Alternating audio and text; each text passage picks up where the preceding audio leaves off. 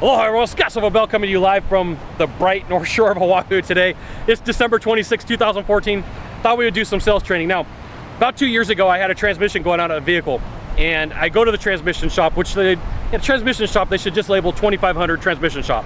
And I go in there, and I know better than this, and I walk in, and I say, hey, how much to get my transmission done? And the guy looks at me, he's like, 2,500 bucks. I'm like, man, if it would have said $2,500 transmission on the side of the building, I would have known better. But this guy walks in, and he comes in, and I'm sitting there, and I'm waiting for my specialist to come talk to me about my transmission that's gonna cost 2,500 bucks. And this guy comes in, he comes to the counter, and he goes, hey, I need to get my transmission looked at. And so the guy behind the counter, the guy who works in the shop says, okay, let me go grab somebody to talk to you. So he goes, the buyer, the guy who comes in with a broken vehicle, kind of like mine, says, I got a friend in the business. And it seemed a little bit out of place. Now, here's the thing, this is where the story gets interesting. And you know, I love to ask questions, I love to talk to people. So the guy sits down next to me and he looks at me because there's no employees in the building, there's nobody at the counter. He looks at me and says, hey, I like to say that to people and let them know that there's a friend because I don't want to get screwed in the process. And like in my mind, it lit up like a Christmas tree. I guess that's what happens when you like that whole light bulb on top and it goes, aha, right? So a lot of times you'll meet with a buyer and they have like this phantom friend in the business and you're thinking in your mind, all right, if you got a friend in the business, what in the heck am I doing here?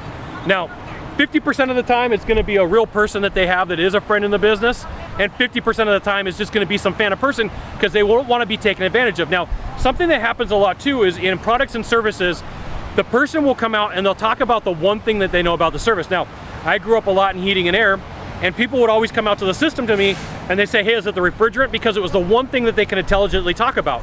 And if they could talk about the refrigerant, they didn't feel like that they were gonna get taken advantage of because they had one word that they knew about, whatever that word was gonna be. Have no idea what she's saying, but that's all right. So understand that there's a couple things that go on in the sales process. A lot of times when somebody says, hey, I got a friend in the business, they're politely saying, hey, please don't take advantage of me.